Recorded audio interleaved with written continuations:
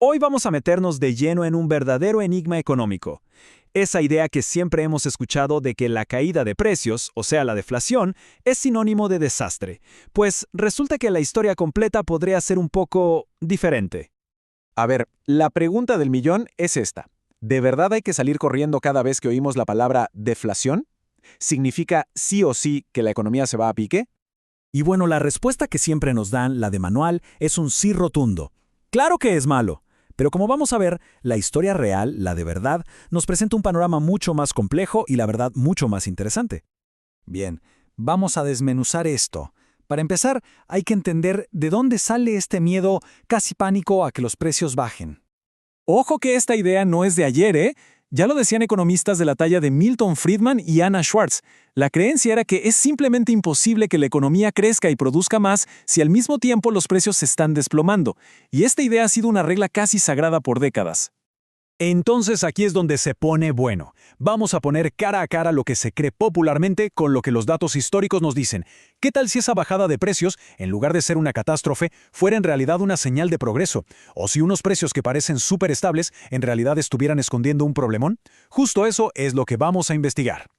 Para poder ver todo esto con otros ojos, hay que entender un concepto que es absolutamente clave en todo este asunto: la norma de productividad. Y este concepto, de verdad, le da la vuelta a la tortilla. La idea es bastante simple. Si una economía se vuelve más productiva, más eficiente, pues lo lógico, lo natural, es que los precios bajen. No es una señal de crisis, es la señal de que las cosas se están haciendo mejor. Es un síntoma de salud económica. Pensemos cómo funciona. Es como una cadenita. Primero, hay mejoras en la tecnología. Somos más eficientes. El resultado, cuesta menos producir las cosas. Luego, ese ahorro se traslada a precios más bajos para todos. Y aquí viene lo mejor. Con precios más bajos, el dinero rinde más, el poder de compra aumenta y al final del día, la calidad de vida sube. Es un círculo virtuoso, pura prosperidad gracias a la innovación. Ahora vamos a ponerle carne y hueso a esta idea. Y para eso, viajemos a un periodo de la historia que tiene un nombre bastante engañoso: la Gran Depresión de finales del siglo XIX. En esa época, si se le preguntaba a la gente, la percepción era terrible. Se hablaba de una crisis crónica de estancamiento. El ambiente era súper negativo. Y la gran prueba que todos señalaban era una sola cosa: los precios no dejaban de caer y caer. Pero aquí viene lo increíble. Cuando uno deja de lado las percepciones y se pone a ver los números, los datos duros, la historia da un vuelco total. Resulta que esa supuesta terrible depresión fue en realidad una época de un crecimiento y una prosperidad impresionantes. Y miren este dato, es brutal. A pesar de que los precios caían, o mejor dicho, precisamente gracias a eso, el ingreso real por persona en el Reino Unido subió más de un 33%, un tercio más. En promedio, la gente terminó ese periodo siendo mucho, pero mucho más rica. Y esto no era algo abstracto, ¿eh? Se veía en la calle. Se construían más casas, el consumo de té se duplicó, la gente de a pie empezó a comer carne importada, naranjas, lácteos, cosas que antes eran un lujo. Nacieron las grandes tiendas por departamento. O sea, la caída de precios no estaba empobreciendo a nadie, al contrario, estaba mejorando la vida de todos. Entonces, la gran lección aquí es que la depresión era solo un fantasma en los índices de precios. La economía de verdad, la real, la que produce y consume, estaba más viva que nunca.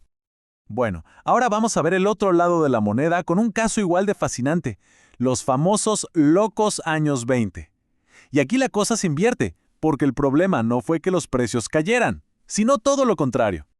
Para entenderlo, tenemos que hablar de la inflación relativa. Imaginen, en los años 20, la productividad estaba por las nubes gracias a la tecnología. Lo normal hubiese sido que los precios bajaran, ¿cierto? Pues no bajaron. Se quedaron estables. Y esa brecha entre lo que debía pasar y lo que pasó creó una distorsión enorme y muy peligrosa. Y así se cocinó el desastre, paso a paso. Primero, una productividad increíble, pero con precios quietos. ¿Qué pasó? Las ganancias de las empresas se fueron al cielo, pero de forma artificial. Con tanto dinero fácil y ganancias gigantescas, se infló una burbuja monumental en la bolsa. Y como toda burbuja, era insostenible. Era cuestión de tiempo para que explotara, y claro, explotó en 1929. Y lo más irónico de todo es que, años después, la propia Reserva Federal reconoció que si hubieran dejado que los precios bajaran como debían, siguiendo el ritmo de la productividad, la economía habría sido mucho más estable. Ok, después de ver estos dos casos tan distintos, la pregunta es, ¿qué nos están diciendo realmente los precios? ¿Cómo hay que leerlos para no equivocarse? Miren, este análisis de la inflación en Suecia durante la Primera Guerra Mundial es un ejemplo perfecto. Nos muestra que no toda la inflación es igual. Una parte, sí, era por temas monetarios. Pero fíjense, casi la mitad venía de que simplemente no había suficientes productos por la guerra. Había escasez real. En ese caso, que los precios subieran no era una distorsión, era un reflejo de lo que estaba pasando. Y esta misma idea aplica a algo que quizás suena más familiar. Las crisis del petróleo de los 70. Hubo un shock de oferta. De repente había menos petróleo. Eso golpeó la productividad. En un escenario así, querer mantener los precios bajos a la fuerza es un error. La subida de precios era la alarma, la señal que decía, ojo, acá hay un problema real.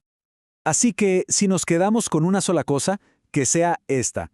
No basta con mirar el numerito de la inflación o la deflación. La pregunta clave es siempre el por qué. ¿Por qué están cambiando los precios? ¿Es porque somos más productivos? Genial, eso es deflación de la buena. ¿Es porque hay un problema y producimos menos? Bueno, es una inflación justificada. ¿O es por una distorsión del sistema? Ahí está el verdadero peligro.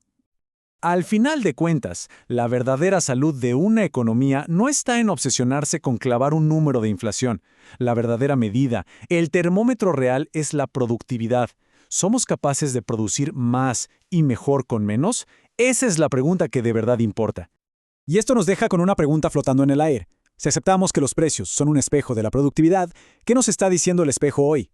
¿Lo que vemos en los precios actuales es un reflejo de más productividad, de problemas reales de escasez o de distorsiones en el sistema? La respuesta nos dice mucho sobre el camino que estamos tomando.